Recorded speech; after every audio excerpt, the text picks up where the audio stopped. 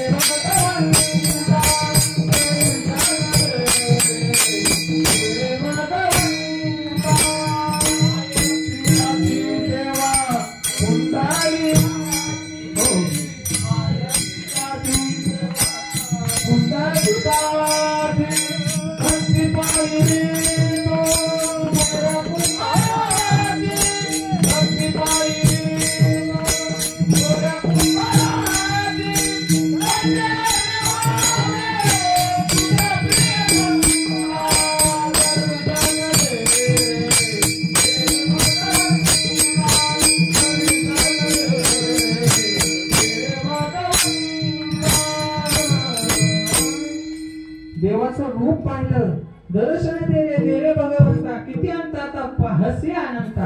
अंत पाहायलाच नाही आपल्याला देवाने उभं देव भेटे असं देव सांगा कोठे देव अख्खं जग फिरलं तरी हा भक्तांच्या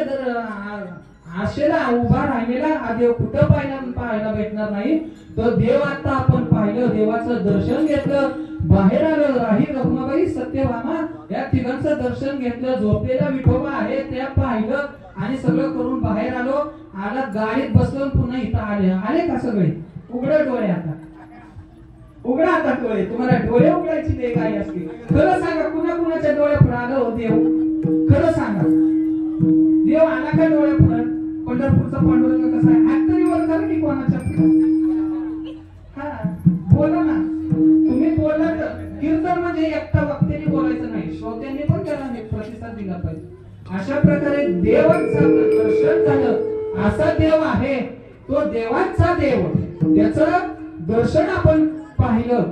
आणि त्या देवाच्या दर्शनाने फक्त आपल्या शरीराचं जीवनमुक्त होतं तर त्याच्या नामस्मरणाने काय होत असतं मग ते नामस्मरण कसं पाहिजे कोणी रामकृष्ण हरी म्हणतं कोणी श्री विठ्ठल म्हणतं कोणी ज्ञानोबा तुकाराम म्हणतं कोणी कोणत्या संतांचं जे जे आपल्या परीने आपापल्या नामस्मरण करत असतात नाम घेऊ नाम गाऊ